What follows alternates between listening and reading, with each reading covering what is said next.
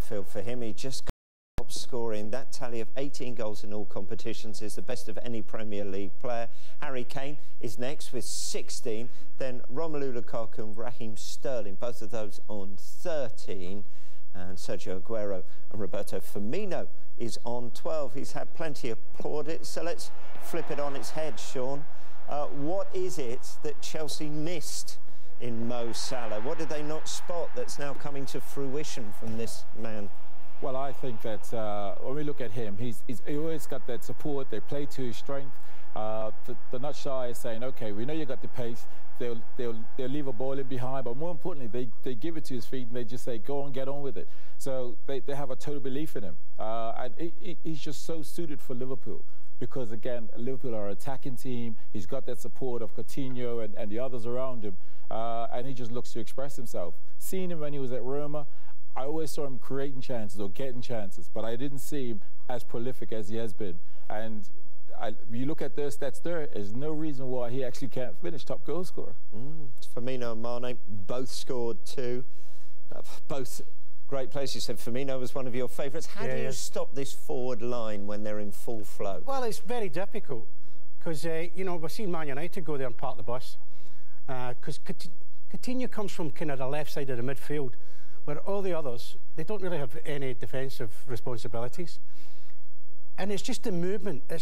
We were calling it the other week, it's like the red arrows, and they just all move. And one moves into a position and someone takes the space that he moves into. Interchanging, it used to be known as in the old days. And they're fabulous at it. And it's the pace in which they do it. So to defend that, you have to park the bus really deep. You have to sit on the edge of your box, plenty of protection, probably 3 central midfield players in front of you, and say you'll have to go around the flanks because they don't have great height. And that's the one area I think you can pick them and say, well, what height are we going to be worried about? And I think that's what Man United did. Whether Everton are good enough, I have my doubts on that. But I guarantee Sammy Lee and Sam Allardyce will be working on that all week. How do we block these 4? Sure it is. Everton next in the Merseyside derby. Will Klopp's side be ready come Sunday? We showed tonight that we learned from a mistake we made in Seville. Now we have to show that we learned from a mistake we made after Maribor. When we face Tottenham, we will be ready again on Sunday, and if the crowd is ready to help us, would it be nice again? Well, expect changes if this is anything to go by. Have a look at this. Liverpool have made the most changes to their starting 11 in the Premier League this season. 54 in total after 15 matches. Interestingly, Everton are second, but 17 changes less. West Ham, Chelsea, Bournemouth and Tottenham make up the top 6. We hear a rotation all the time. Charlie, for you, is this a positive thing, or is Jurgen Klopp perhaps tinkering too much? I think sometimes you can do it too much.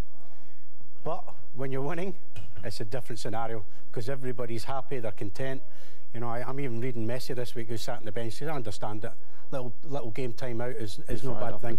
But as long as the results are going the way that you favour, when it doesn't work, the managers will get absolutely hammered. Klopp's had his critics in the past because he changes it too much. And defensively, there's no way he's going to change this front 4. You cannot change this front 4. I hear often that players need game time to find their touch, especially strikers, Sean. But that doesn't seem to be the case with Liverpool because he's putting them in, putting them out, and they all seem to be firing. Yeah, they all seem to be firing.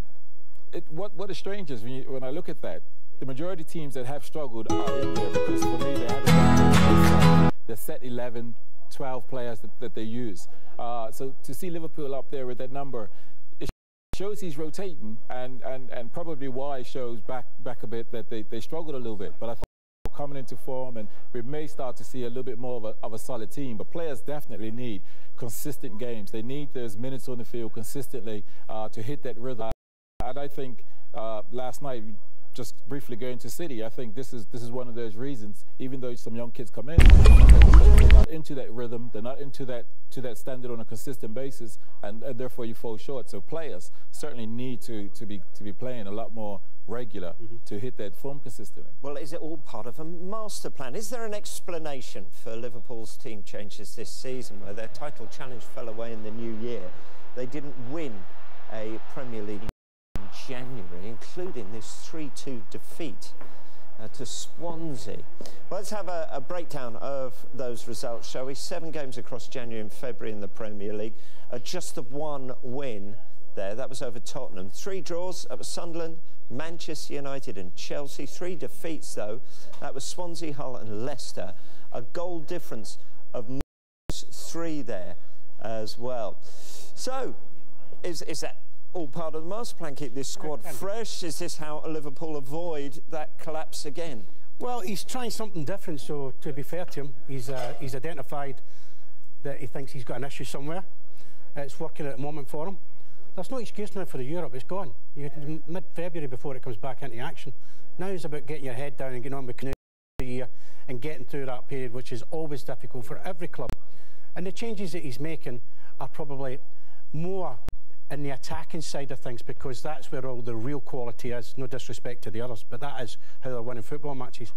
And he's probably identified that and said it was a real tight squeeze and hard finish for us last season. We ran out of legs a little bit at times. But this magical 4, the Fab 4, whatever we want to call it, they will have games where it's not clicking. It just won't work. And then the rest of the team don't have a pattern of understanding how they get through that. And that's what happened to them last year. They ran out of ideas, and 1 or 2 do pick up injuries.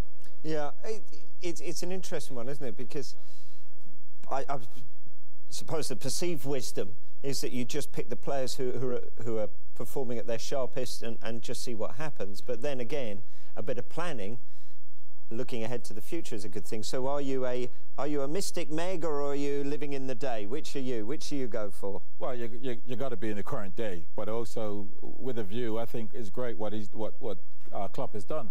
He's looked back and saw where they fell last season and went, all right, they've had a slump of 7 games, they've only had the 1 win, and they looked at it and thought, okay, perhaps we need to freshen it up. So it's about being current, but also knowing what happened in the. I think it's probably a smart move by them, because now when I see those